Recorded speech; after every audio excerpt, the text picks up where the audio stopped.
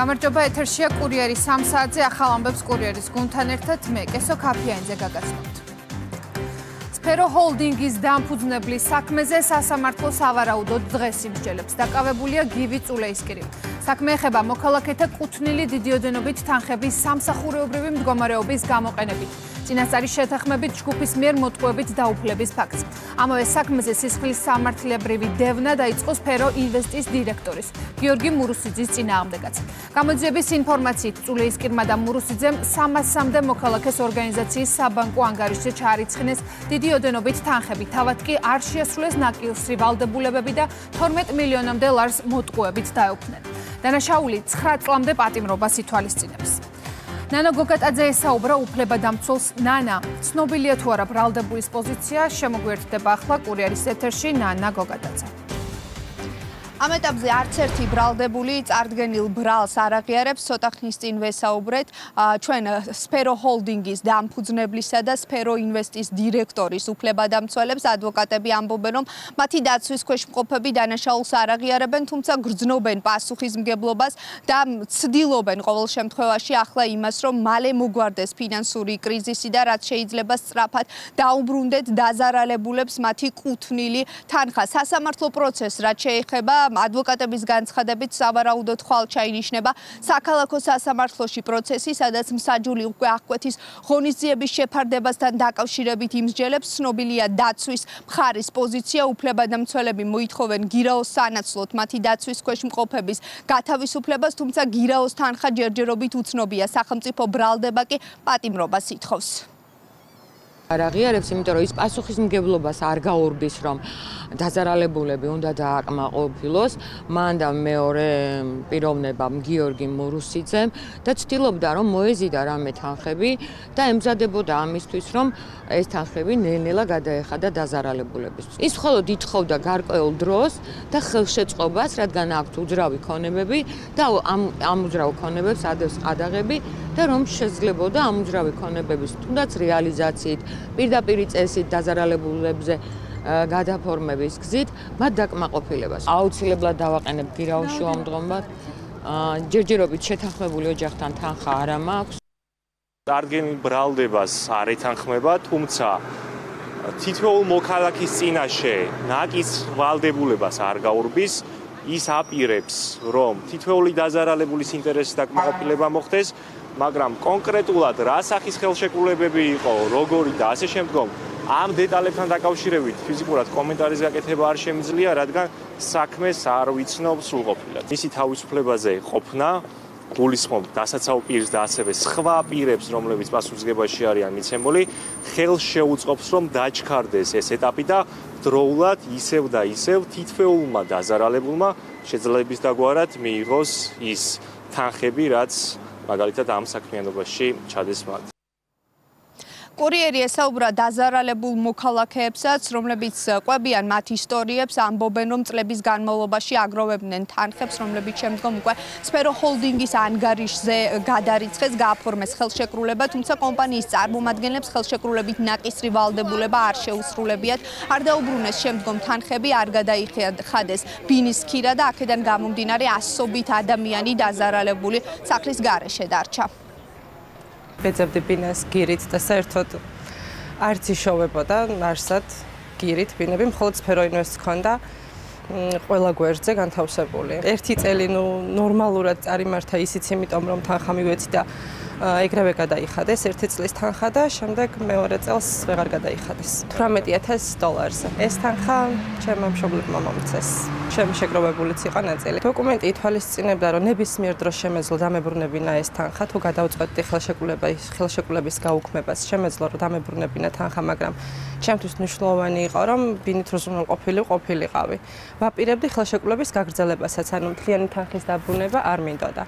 მაგრამ ვერ განვითარდა მოვლენები კარგად. ეს თანხების საწავი და არ ვიცი მისი თქმით, მათი თქმით ინვესტიციას მოხმარდა ეს თანხები, აშენდა ბინები და ბინების გაყიდვის შედეგად ჩვენ უნდა დავაკმაყოფილებინეთ. მოქალაქეების კუთვნილი განსაკუთრებით დიდი ოდენობით თანხების უკანონოდ მითვისების საქმეზე საგამოძიებო მოქმედებები გრძელდება. ამ ეტაპზე დაკავებულია სფერო ჰოლდინგის დამფუძნებელი გივი წულეისკირი, ხოლო ამავე საქმის კიდევ ერთი ფიგურანტი გიორგი მურუსიძეზე ძებნა გამოცხადება უახლოეს მომავალში ბრალის დამტკიცების შემთხვევაში მათ 9 წლამდე პატიმრობა ემუქრებათ. მადლობა ნანა, თქვენ უსმენთ ნანა გოგატაძეს. სფერო ჰოლდინგის საქმეზე გენერალურ პროკურატურაში გამართულ ბრიფინგზე ვრცლად ისაუბრეს. უწყების ინფორმაციით გივი წულეისკირმა და გიორგი მურუსიძემ ბოლო 3 წელიწადში სფერო ინვესტის სახელით ფიზიკურ პირებთან გააფორმეს უძრავი ქონების დროებით საცხოვრებლად გადაცემის შესახებ ხელშეკრულებები და მილიონობით ლარი თაღლითურად მიითვისეს. გამოძიების მიმდინარეობისას დაზარალებულთა რაოდენობა და ზიანის მოცულობა შესაძლოა გაიზარდოს.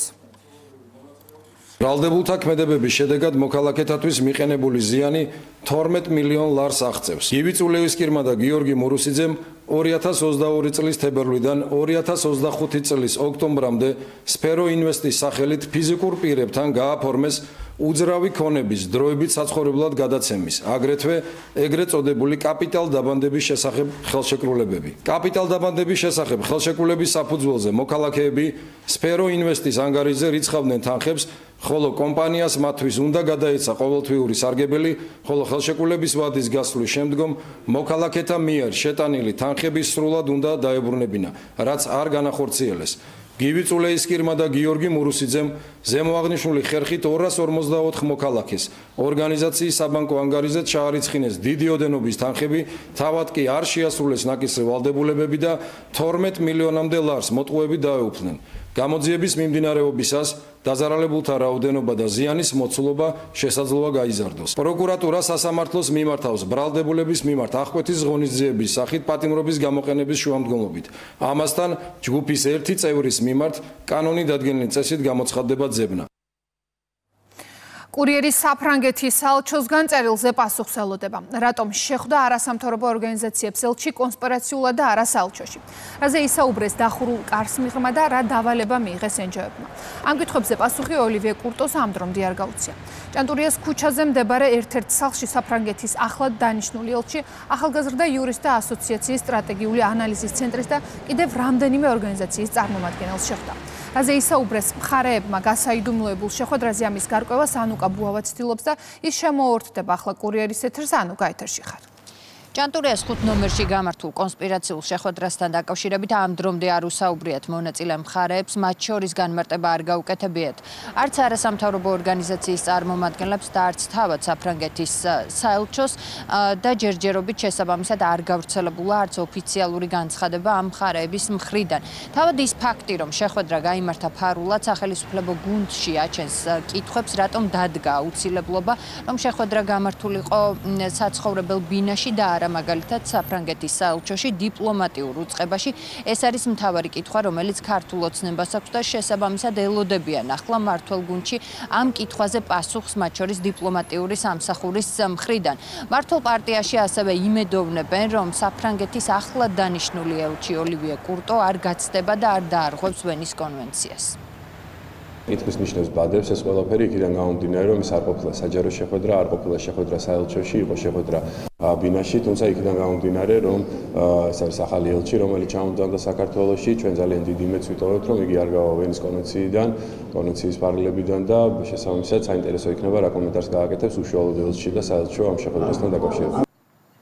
რა მიზანს ემსახურებოდა ფარული შეხვედრა, ვინ იყო მონაწილე ამ შეხვედრისა და ზოგადად რაზე იმსჯელეს ამ კონკრეტულ შეხვედრაზე, რომელიც როგორც გითხარით დახურული იყო, შეკითხვები აქვს გახარიას გუნდსაც, ახლა გიორგი გახარიას პარტიაში ელოდებიან საფრანგეთის საელჩოს მხრიდან ოფიციალურ განმარტებას. ამბობენ იმასაც, რომ თუ კი ეს შეხვედრა იყო ორგანიზებული თავად საელჩოს მხრიდან, ისინი დაარწმუნებული არიან, რომ შესაბამისი განმარტებაც გაკეთდება. სახელმწიფო გუნდში კი აქცენტს აკეთებს ეხებენ იმ არასამთავრობო ორგანიზაციებზე, რომლებიც წარმოდგენილი იყვნენ გუშინ ჭანტურიას 5 ნომერში და როგორც მართლ პარტიაში ამბობენ, ისინი მუდმივად მხილებული არიან ანტიკონსტიტუციურ და ქვეყნის საწინააღმდეგო ქმედებებში.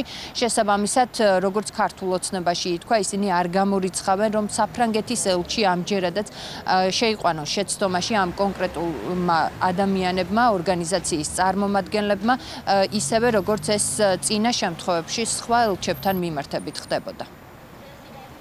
მე არ ვიცნობ გარემოებებს, რა ვითარებაში მოხდა ეს შეხვედრა, რა მიზანს ემსახურებოდა ეს შეხვედრა, ვინ იყვნენ ჩართული მხარეები. იმის შემდეგ, რაც მე მეცოდინება დეტალები ამ შეხვედრასთან დაკავშირებით, სანდო წყაროებიდან, ოფიციალური წყაროებიდან, რა თქმა უნდა, გაგცემთ პასუხს. თუ ეს საელჩოს მხრიდან ორგანიზებული იყო, რა თქმა უნდა, ჩვენ არ გვახსოვს არც ერთი შემთხვევა, როდესაც რაიმე შეკითხვას გაექცა და არ განმარტა კონკრეტული შეხვედრის შესახებაც იქნება, რა თქმა უნდა, გაკეთებული კომენტარები. აგენტურად გადაქცეულ ადამიანებს რომ დასამალად აქვს საქმე, ნამდვილად არ მიკვირს, უბრალოდ უცნაური არის, რატომ გადაწყვიტა საფრანგეთის ელჩმა, რომ ასეთ კონსპირაციულ შეხვედრაში მიიღოს მონაწილეობა. ვფიქრობ, დიპლომატები, რომელიც საკუთარ ქვეყანას ემსახურებიან იმისთვის, რომ საქართველოსა და იმ კონკრეტულ ქვეყანას შორის იყოს საუკეთესო ურთიერთობა, ალბათ ეს უნდა იყოს ძირითადი სულისკვეთება მათი ნებისმიერი გადადგმული ნაბიჯის. ამ შემთხვევაში კონსპირაციული შეხვედრა აგენტურად ჩამოყალიბებულ ადამიანებთან ნამდვილად არ ემსახურება ჩვენ ორ ქვეყანას შორის ურთიერთობების, ასე ვთქვათ, საუკეთესო მაგალითს, ამიტომ ალბათ თავად გააკეთებს ამ ყოველფრიდან გამომდინარე დასკვნებს და არ გამიკვირდება, რომ აღნიშნული დიპლომატიც იმ არასწორმა ადამიანებმა შეიყვანეს შეცდომაში, ვინც ამდენი ხნის და ამდენი წლების მანძილზე არაერთ დიპლომატს არასწორი გზებით თუ არასწორ ადგილებში ატარებდნენ. კონსპირაციული შეხვედრა 15-მდე არასამთავრობო ორგანიზაციის წარმომადგენელსა და საფრანგეთის ელჩს შორის გუშინ ჭანტურიას 5 ნომერში ერთ-ერთ საცხოვრებელ კორპუსში შედგა. ჩვენ ბუნებრივია გავუგზავნეთ წერილი საფრანგეთის საელჩოს და ვკითხეთ, რატომ იყო ეს შეხვედრა გასაიდუმლოებული, რაზე იმსჯელეს და რატომ გაიმართა ზოგადად ეს შეხვედრა კონკრეტულ საცხოვრებელ კორპუსში და არა საფრანგეთის საელჩოში, თუმცა ჩვენ ჯერჯერობით ამ შეკითხვაზე პასუხი არ მიგვიღია დიპლომატიური სამსახურის მხრიდან. მადლობა ანუკა, თქვენ უსმენთ ანუკა ბუავას. ოპოზიცია კი საქართველოსთვის ვიზა ლიბერალიზაციის შეჩერებას ითხოვს. პრაიმ ტაიმის მიერ გავრცელებული ინფორმაცია მეორე დღე პოლიტიკური შეფასებების თემა. სააგენტოს ინფორმაციით ოპოზიცია ნოემბრის ბოლოსთვის უცხოელ მოკავშირეებს საქართველოსთვის ვიზა ლიბერალიზაციის შეჩერებას თხოვს და ბრიუსელში მაღალჩინოსნებს არწმუნებენ, რომ მხოლოდ ხელისუფლების წარმომადგენლებზე ზეწოლა შედეგს არ მოიტანს. ამას ვაკეთებდით, ახლაც ვაკეთებთ და მომავალშიც გავაგრძელებთ. ხოლო აქამდე რა სანქციებიც დაწესდა, კარგად მოგეხსენებათ, რაც არის სანქციები დაწესებული, ხო? ეს არ არის მარტო ჩვენი საქმიანობის შედეგად.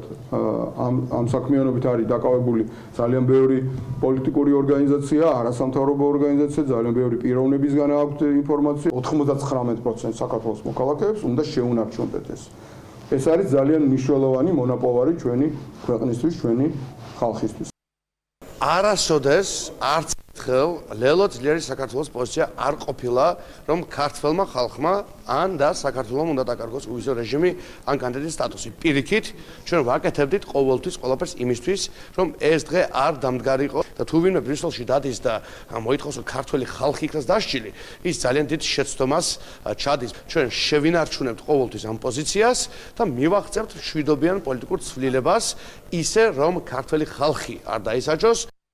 ჩვენ კარგად გვახსოვს ხელს როგორ გვიშლიდან, როდესაც პონდებოდა ასოცირების ხელშეკრულება ევროკავშირთან, ხელს როგორ გვიშლიდან, როდესაც ვიზა ლიბერალიზაციის ხელშეკრულება პონდებოდა ევროკავშირთან, როგორ დადიოდნენ კაბინეტებში, რომ კანდიდატის სტატუსი ჩვენთვის არ მოეცათ. შესაბამისად, რა თქმა უნდა, ძალიან ლოგიკურია, რომ ეს რადიკალები ახლა ითხოვენ ვიზა ლიბერალიზაციის შეჩერებას საქართველოსთვის, იქიდან გამომდინარე, რომ ისეთ მდგომარეობაში არიან, პულსი ფიზიკურად არ ესინჯებათ, ბოლომდე გამარგინალებულები არიან და გონიათ, რომ თუ ევროკავშირი ამ ნაბიჯს გადადგავს, რისი ხაზგასმით მინდა ვთქვა, არანაირი სამართლებრივი საფუძველი ჩვენ არ მიგვიწია, მაგ შემთხვევაში ქაოსს შემოიტანეს საქართველოში და რაღაცა მორიგი რევოლუციური სცენარის დაგეგმით იქნებიან დაკავებულები, შესაბამისად, რა თქმა უნდა, ეს მათ დღის წესრიგს წარმოადგენს. რისთვის უნდათ, მიზანს უნდა მივახციოთ ხო ყურადღება. აქ არეულობის გამოსაწვევად უნდა და თქვა დესტაბილიზაციის გამოსაწვევად და რევოლუციური პროცესის გამოსაწვევად ვიზა ლიბერალიზაციის შეწყვეტა. ეს არის ერთ-ერთი იარაღი შანტაჟის. მე თუ დამასანქცირებენ, ამის გამო ქართველი ხალხი არ აჩვენდება, ხო? მთლიანად იმართებიან დიქტატის გავლენის ქვეშ ყოფი ევრობიუროკრატებისაგან და იქიდან იღებენ მითითებებს, რა ნაბიჯები უნდა გადადგან, რომ აქ გამოიწვიონ დესტაბილიზაცია. ევროპის საბჭო საპარლამენტო ასამბლეის მონიტორები საკანონმდებლო ორგანოში პოლიტიკურ ჯგუფებს ხვდებიან. ქვეყანაში არსებული პოლიტიკური ვითარების ადგილზე შესასწავლად სტრასბურგიდან ჩამოსულ მისიას დღეს პარლამენტის თავმჯდომარემ უკვე უმასპინძლა. შალვა პაპუაშვილთან შეხვედრის შემდეგ დელეგაციამ ფრაქცია გახარია საქართველოსთვის ხალხის ძალისა და ევროპელი სოციალისტების წევრებს მოусმინეს. დღის მეორე ნახევარში კი მონიტორები ქართული ოცნების წევრებს შეხვდებიან. მართველ გუნდს აინტერესებს რა პოზიცია აქვთ პასეს წევრებს 4 ოქტომბერს თბილისში განვითარებულ ძალადობრივ მოვლენებთან დაკავშირებით.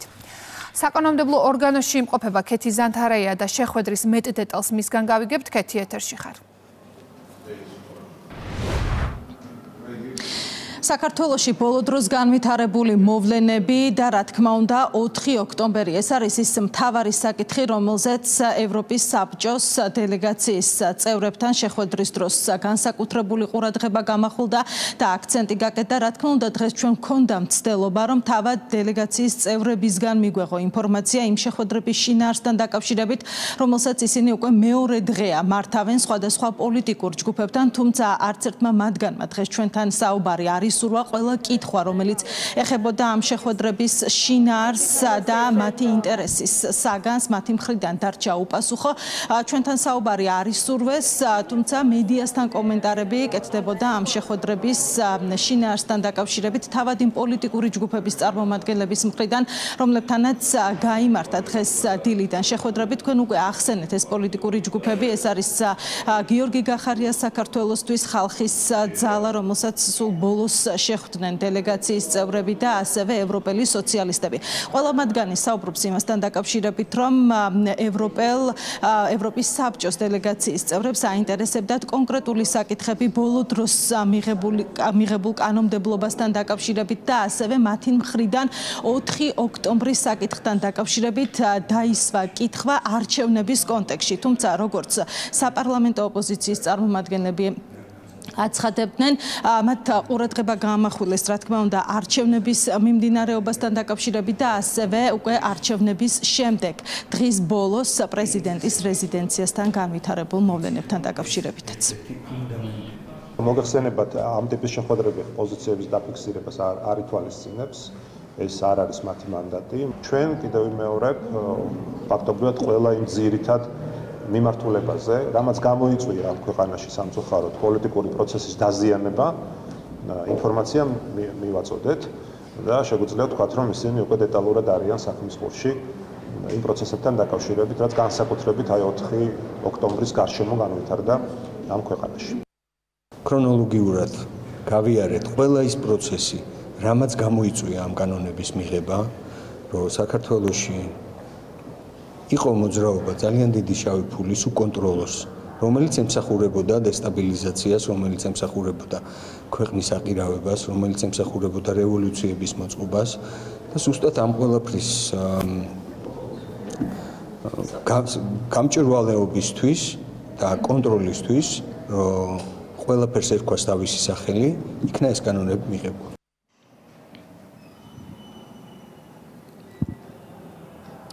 ევროპის საბჭოს დელეგაციის წევრებმა დღევანდელი შეხვედრა დაიწყეს პარლამენტის და პარლამენტის საგარეო კომიტეტის თავმჯდომარესთან. შეხვედრით ეს იყო საკმაოდ ხანგრძლივი შეხვედრა, დაახლოებით 2 საათზე მეტხანს გაგრძელდა შალვა პაპუაშვილთან და ნიკოლოზ სამხარაძესთან,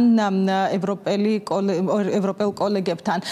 შეხვედრა ამ ხანგრძლივობით საუბარი არ იყო შეთანხმებული და დაანონსებული, თუმცა ეს შეხვედრა როგორც უკვე გითხარით, დათქმულ დროზე უფრო დიდხანს გაგრძელდა და როგორც ჩვენ ამ შეხვედრის დასრულების შემდეგ თავად საგარეო კომიტეტის თავმჯდომარის მხრიდან მოვისმინეთ, მათ ამომწურავად მიაწოდეს ინფორმაცია ყველა იმ საკითხთან დაკავშირებით, რომლითაც დაინტერესდნენ ევროპის საბჭოს დელეგაციის წევრები. ჩვენ მათ ძალიან ნათლად აუხსენით, რომ გამჭვირვალობის კანონთან დაკავშირებით ჩვენ გვაქვს საკმაოდ მყარი პოზიცია. ჩვენ ეს კანონი მივიღეთ საქართველოს კონსტიტუციის გათვალისწინებით. შესაბამისად, ჩვენ მიგვაჩნია, რომ ეს კანონი არანაირად არ არღვევს არც ერთ უფლებას, რომელიც არის ჩამოთვლილი, ასე ვთქვათ, ადამიანის უფლებათა ევროპულ კონვენციაში. ამიტომ ჩვენ მათ ნათლად უთხარით, რომ ეს კანონი გასაჩივრებულია როგორც საკონსტიტუციო სასამართლოში, ასევე გასაჩივრებულია სტრასბურგშიც. შესაბამისად, დაველოდოთ განხილვებს, მათ შორის ასევე მივაწოდეთ ინფორმაცია იმის შესახებ, რომ არც საქართველოს საკონსტიტუციო სასამართლომ, არც სტრასბურგის სასამართლომ ამ კანონში ვერ დაინახა მყისიერი საფრთხე.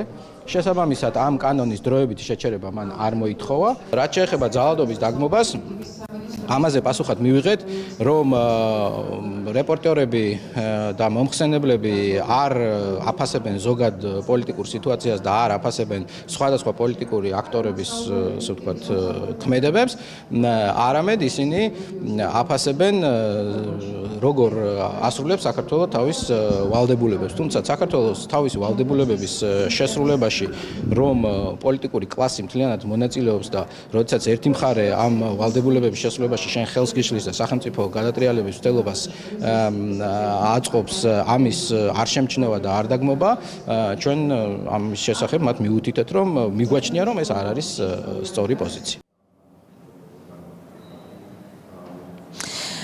დღის ბოლომდე საკანონმდებლო ორგანოში კიდევ ორი შეხვედრა არის ჩანიშნული, რომელიც გაიმართება ევროპის საბჭოს დელეგაციის წევრებთან. დაახლოებით 5 საათისთვის დაგეგმილი არის, რომ შეხვედრა გაიმართება საპარლამენტო უმრავლესობის ლიდერთან და ასევე წარმომადგენლებთან, ხოლო დაახლოებით 6 საათისთვის ჩანიშნული არის მსგავსი შეხვედრა ასევე უშუალოდ პარლამენტის იურიდიული კომიტეტის თავმჯდომარესთან.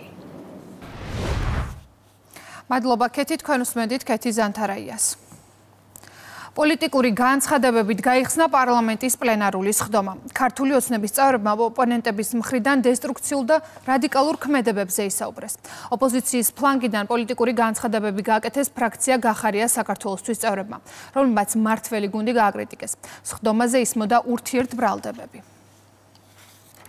მინდა ჩვენი მოწინააღმდეგეების ერთ-ერთ მნიშვნელოვან მავნებლურ ტაქტიკაზე გესაუბროთ, ეს არის ტერაქტი ეკონომიკაზე, რომელსაც საკუთარ ქვეყანაში ანხორციელებენ.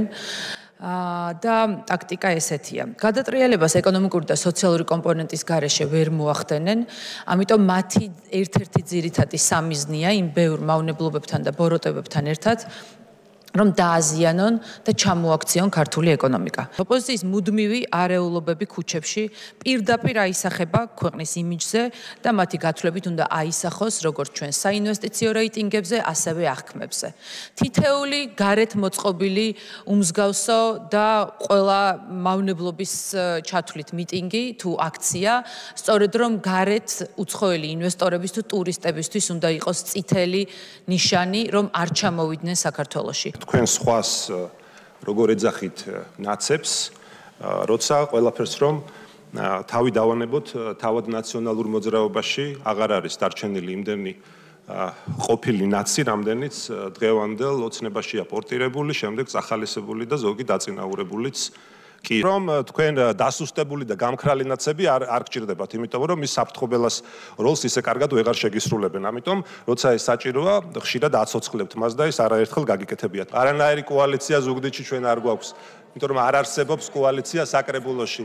ეს არ არის კოალიცია, არც ყოფილა და არც იქნება კოალიცია ნაციონალურ მოძრაობასთან. მაინც შეგახსენებთ ის განმარტებისთვის, რომ კოალიცია არ ნიშნავს მაჩის ბიუროში რეგისტრირებულ კავშირს. კოალიცია ნიშნავს ერთობლივად დაკომპლექტებას ხელისუფლების და გადაწყვეტილების ერთობლივად მიღებას.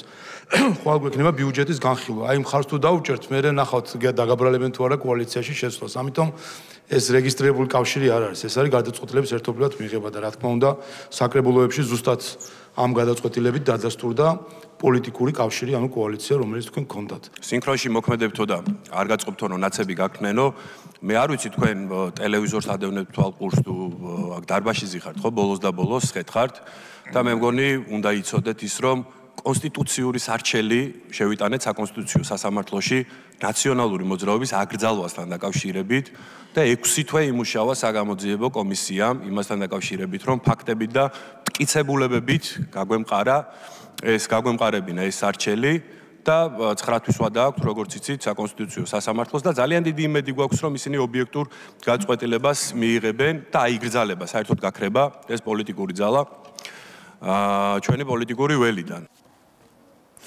ნატოში ამერიკის შეერთებული შტატების ელჩი აცხადებს, რომ უკრაინა დასავლური იარაღის პოლიგონად არის ქცეული, სადაც ბრძოლის ველზე ნებისმიერი ახალი იარაღის გამოცდა შესაძლებელი. მეთიუ უიტაკერმა Fox News-ის ეთერში უკრაინა მოიხსენია როგორც მომავლის საცდელი ლაბორატორია. ელჩს მიაჩნია, რომ ევროპამ მეტად უნდა გააგრძელოს უკრაინის მხარდაჭერა და თანხის გამოყოფა, რადგან ეს მათი ომია. უკრაინაში ვიყავი, შევხვდი როგორც სამხედრო ხელმძღვანელობას, ისე საწარმოების ხელმძღვანელებს. ჩემთვის აშკარაა, რომ უკრაინა მომავლის საცდელი პოლიგონია. ბრძოლის ველზე შეგიძლიათ ნახოთ, თუ როგორ მუშაობს ან არ მუშაობს იარაღი. უკრაინაში მიმდინარე ომიდან ჩვენ უნდა ვისწავლოთ გაკვეთილები, როგორც ნატომ, ისე შეერთებულმა შტატებმა და უზრუნველყოთ, რომ იმ ნაკლებად სავარაუდო შემთხვევაში თუ კიდევ ერთ ომში აღმოჩნდებით, მზად ვიყოთ თანამედროვე ომისთვის. ბოლოს და ბოლოს გახსოვდეთ ძველი გამონათქვამი. გენერლები ყოველთვის ემზადებიან ბოლო ომისთვის და არა ამჟამინდელისთვის. ახლა კი უნდა ვისწავლოთ ამჟამინდელი ომის გაკვეთილები და უკრაინა სწორედ ეს საცდელი პოლიგონია. მიმაჩნია, რომ ევროპამ კიდევ უფრო მეტი უნდა გააკეთოს. ნატოში ამერიკის შეერთებული შტატების ელჩის განცხადებას თბილისში პოლიტიკური შეფასებები მოჰყვა. ნაციონალურ მოძრაობაში მიიჩნევენ, რომ ომში მყოფ ქვეყანას შეერაღება დროულად სჭირდება. მმართველ გუნდში კი აცხადებენ, რომ ამერიკის შეერთებული შტატების წარმომადგენლების მხრიდან გაკეთებული განცხადებები კიდევ ერთი დასტურია, რომ დასავლეთმა უკრაინა რუსეთთან ომისთვის გამოიყენა. მადლობა ღმერთს, სხვა ქვეყნის ინტერესები არის, რომ უკრაინამ დაიცვას თავი. ორმაგი მადლობა, რომ უახლესი სახის იარაღს აწვდიან უკრაინის თხოვნით უკრაინას, იმისთვის რომ დაყოვნება არ იყოს, სანამ ეს იარაღი იქნება გამოცდილი. ამერიკის შეერთებული შტატების ელჩმა შეაფასა ის მდგომარეობა და ადეკვატურად შეაფასა ის მდგომარეობა, რომელიც არის უკრაინაში იმ ომიდან გამომდინარე, რომელიც მიმდინარეობს და ეს არის უმძიმესი ვითარება, რა თქმა უნდა, იმიტომ რომ გრძელვადიანი მშვიდობა და სტაბილურობა არის ძალიან მნიშვნელოვანი დგენელი მსოფლიოში დღესდღეობით და ეს არის ხალხის მოთხოვნა. ძალიან სამწუხარო რეალობა არის, რასაც ნელ-ნელა მსოფლიო თვალს უსწორებს, არა მხოლოდ ჩვენი ქვეყნის მოქალაქეები, არამედ ზოგადად მსოფლიოში უკვე ყველას ასე ვთქვათ, თვალი აქვს ახელილი თუ რა მოხდა რეალურად უკრაინაში და თუ როგორ გამოიყენეს სამწუხაროდ უკრაინა პროქსი ომისთვის დასავლეთს და რუსეთს შორის სატელიტ ქვეყნად და ესეთი ტიპის განცხადებები, რა თქმა უნდა, ძალიან მძიმე მოსასმენია, პირველ რიგში მძიმე მოსასმენი არის უკრაინელი ხალხისთვის, თუმცა ნუ დაგვავიწყდება, რომ უკრაინას პირდებოდნენ მაგალითად დაჩქარებული წესით ნატოში მიღებას, უკრაინას, როდესაც უკვე ფაქტობრივად შეთანხმება ქონდა მიღწეული რუსეთთან 2022 წლის მარტში და როდესაც ეს ომი უნდა დასრულებული იყო, იქ ბატონი ბორის ჯონსონი ჩავიდა და ჩაშალა ეს მოლაპარაკებები, რაზე ძალიან ღიად საუბრობს ბატონი ზელენსკის ადმინისტრაცია. შესაბამისად ეს ყველაფერი ძალიან გულდასაწყვეტია, თუმცა უკვე ყველასთვის ნათელია, რომ ეს ყველაფერი არის დასავლეთს და რუსეთს შორის, ასე ვთქვათ, ბრძოლა, რომელშიც გამოყენებული არის უკრაინა. მე უკეთესად ვიტყვი, ვიდრე ამის თაობაზე თქვა ვიცე-პრეზიდენტმა ამერიკის შეერთებული შტატებისა ჯეიდი ვენსმა. მან ეს ომი დაახასიათა როგორც პროქსი ომი. ესეც პროქსი ომის გამოძახილია, რა თქმა უნდა, ევროპული ბიუროკრატია და deep state უკრაინის ხელით აწარმოებენ ომს. და თუ ისინი დამარცხდებიან ამ ომში, რა თქმა უნდა, ის ვინც პროქსი ომს აწარმოებს, ისიც დამარცხდება. საკვირველია, რომ ამაზე ხმამაღლა ლაპარაკობენ, მაგრამ ლაპარაკობენ. ეთქობა იმდენად კრიზისულ სიტუაციაში შევიდნენ, რომ უკვე შეუძლებელია, რომ ამ თემაზე არ ელაპარაკონ. საქართველოს იუსტიციის მინისტრის მოადგილე მირაკლი ხმალაძემ თანამდებობა დატოვა. ინფორმაცია რუსთავიორს უწყებაში დაუდასტურეს. ხმალაძე, რომელიც პროფესიით იურისტი, აღნიშნულ თანამდებობაზე მიმდინარე წლის მაისში დაინიშნა. იუსტიციის მინისტრის მოადგილის თანამდებობამდე დანიშნამდე ის თბილისის ვიცემერის თანამდებობას იკავებდა. სამტრედია გრიგოლეთის მაგისტრალზე ხიდის ჩანგრევის საქმეზე დაკავებული გზების დეპარტამენტის თავმჯდომარის ყოფილი მოადგილის სასამართლო სავარაუდოდ დღეს გაიმართება. ლევან კუპატაშვილთან ერთად სამსახურეობრივი უფლებამოსილების ბოროტად გამოყენების, ყალბი ოფიციალური დოკუმენტის დამზადება გამოყენების, დიდი ოდენობით თანხების თაღლითურად დაუფლების და გაფლანგვის ფაქტებზე სისხლის სამართლებრივი დევნა კიდევ 4 პირზე მიმდინარეობს. მათ ბრალი დაუსწრებლად უკვე წარადგინათ. გამოძიების მიხედვით 2018 წელს გზების დეპარტამენტსა და სამშენებლო კომპანია აკორდს შორის გაფორმდა შეთანხმება სამტრედია გრიგოლეთის გზის და სახიდე გადასასვლელების სამშენებლო სამუშაოებზე. მიუხედავად იმისა, რომ პროექტის ზედამხედველობა არ ჩატარებულა, საერთაშორისო კომპანიის ექსპერტი ადასტურებდა ყალბად შედგენილი სამუშაოების აქტებს, რასაც ასევე ხელს ეწერდა ლევან კუპატაშვილი. უხარისხოდ შესრულებული სამუშაოების შედეგად კი ხიდი ჩაენგრა. ბრალდებულებმა სახელმწიფო საერთო ჯამში 16 მილიონი ლარის ზიანი მიაყენეს. ბრალის დამტკიცების შემთხვევაში ლევან კუპატაშვილს 11 წლამდე პატიმრობა ემუქრება.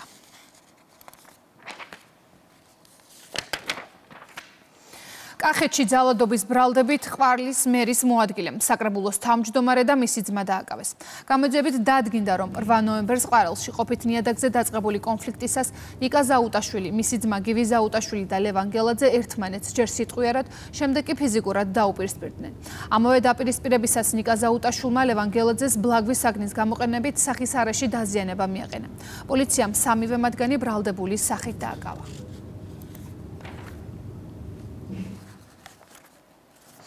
პოლიციამ 283 ძირი კანაფი და 3 კილოგრამამდე მარიხუანა მოიღო. დაკავებულია ერთი პირი, მას ბრალად ედება განსაკუთრებით დიდი ოდენობით ნარკოტიკული საშუალების უკანონო შეძენა შენახვა, ასევე უკანონო რეალიზაციის ხელშეწყობაში და განსაკუთრებით დიდი ოდენობით ნარკოტიკული საშუალების შემცველი მცენარის უკანონო დათესვა მოყვანაში. დაკავებულ საცხოვრებელი სახლის ტერიტორიაზე მდებარე მიწის ნაკვეთში ფარულად მიწის სიღრმეში მოწყობილი ჰქონდა სპეციალური სათბური, სადაც განსაკუთრებით დიდი ოდენობით ნარკოტიკული საშუალების შემცველი მცენარის უკანონო დათესვა მოყვანას ახდენდა. დანაშაულები 20 წლამდე ან უვადო თავისუფლების აღკვეთას ითვალისწინებს.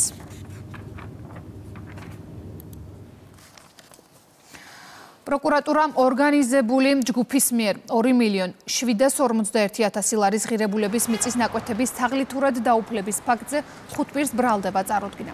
გამოძიებით დადგინდა, რომ ჯგუფის წევრებმა დაზარალებულის კუთვნილი მიწის ნაკვეთების თაღლითურად დაუფლების მიზნით ნოტარიუსის შეცდომაში შეყვანის გზით ყალბი მინდობილობა შეადგინეს, რის საფუძველზეც გარდაბნის ტერიტორიაზე 2.751.000 ლარის ღირებულების 2 მიწის ნაკვეთი ფიქტიური ნასყიდობის ხელშეკრულებით დანაშაულებრივი ჯგუფის სხვა წევრზე გააფორმეს, რომელმაც ქონება ჯერ იპოთეკით დატვირთა, შემდეგ კი გაასხვისა.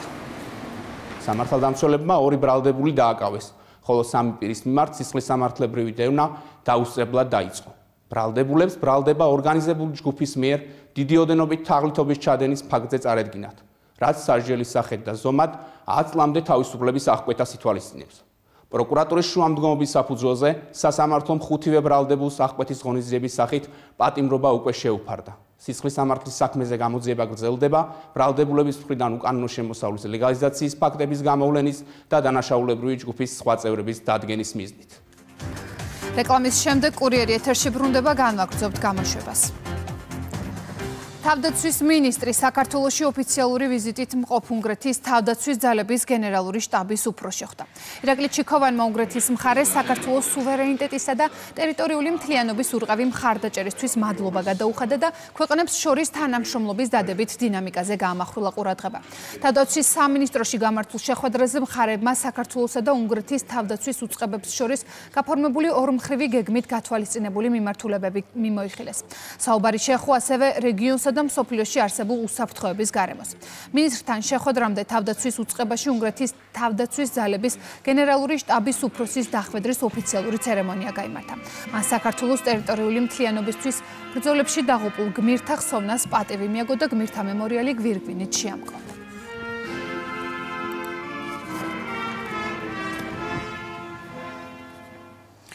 საქართველოს აეროპორტების გაერთიანება თბილისში საერთაშორისო სამოქალაქო ავიაციის ორგანიზაციის იკაოს რეგიონულ ვორქშოპს მასპინძლობს.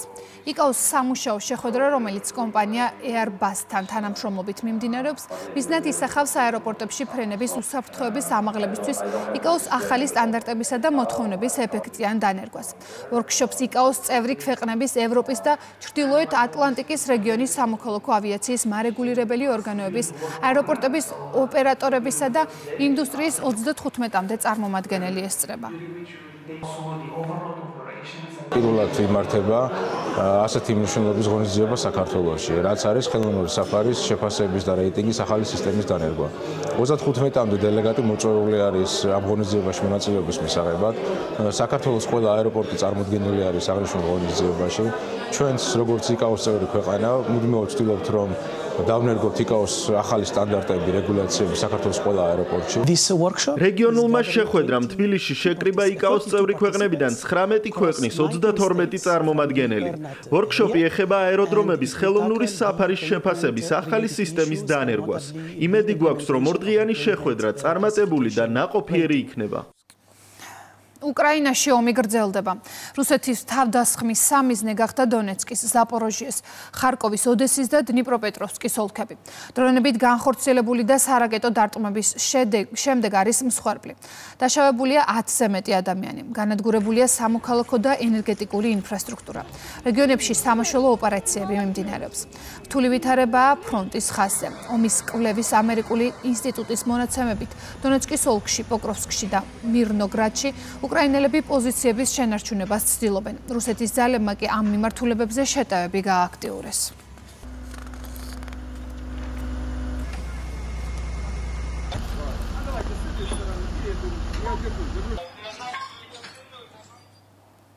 $39 მომხრე 16 წინააღმდეგი. ქნესეთში პირველი მოსმენით მიიღეს კანონპროექტი, რომელიც ისრაელის მკვლელობაში ბრალდებული ტერორისტის სიკვდილით დასჯას ითვალისწინებს. კანონპროექტის მიხედვით ისრაელის სასამართლოებმა სასიკვდილო განაჩენი უნდა გამოუტანონ იმ პირებს, რომლებმაც ისრაელის მოქალაქე ეთნიკური ნიშნით მოკლეს. ინიციატივა მდინარე იორდანეს დასავლეთ სანაპიროზე მოქმედ სამხედრო სასამართლოებს საშუალებას აძლევს მოსამართლეებმა სიკვდილით დასჯის განაჩენი ხმების უმრავლესობით გამოიტანონ.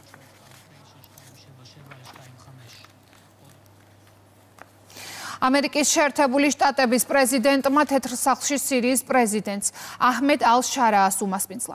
შეხვედრის შემდეგ მედიასთან საუბრისას ტრამპმა განაცხადა, რომ ყველაფერს გააკეთებს, რათა სირია წარმატებული ქვეყანა გახდეს. სახაზინო დეპარტამენტმა კი სირიისთვის კეისრის აქტის ფარგლებში დაწესებული სანქციები 180 დღით შეაჩერა. მედიის ინფორმაციით, სირია ტერორისტული ორგანიზაციის ისლამური სახელმწიფოს წინააღმდეგ ვაშინგტონში შექმნილ საერთაშორისო კოალიციას შეუერთდა. We are going to have the greatest air traffic control system anywhere in the world. The damage that და ინფორმაცია, რომელიც ცოტა ხნის წინ გახდა ცნობილი, საქართველო-აზერბაიჯანის საზღვართან ჩამოვარდა სავარაუდოდ თურქეთის საფრენი აპარატი. ვიდეოს ტელეკომპანია იმედი ავრცელებს. კურიერი დამატებითი დეტალების გარკვევის მიზნით დაუკავშირდა უწყებებს ინფორმაციას შემდეგ გამოშვებებში შემოგთავაზებთ.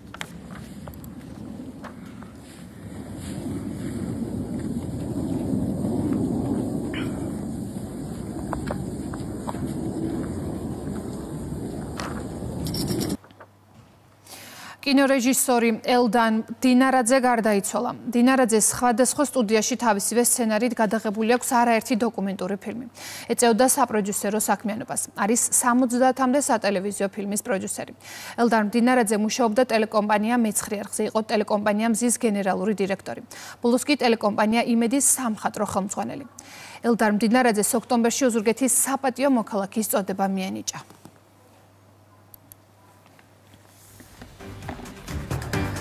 კურიერი 3-ზე ამით დასრულებულია. ჩვენ ერთმანეთს 6 საათზე შევხვდებით. მანამდე კი ყველა სიახლეს გაეცანით რუსთავი 2.ჭ.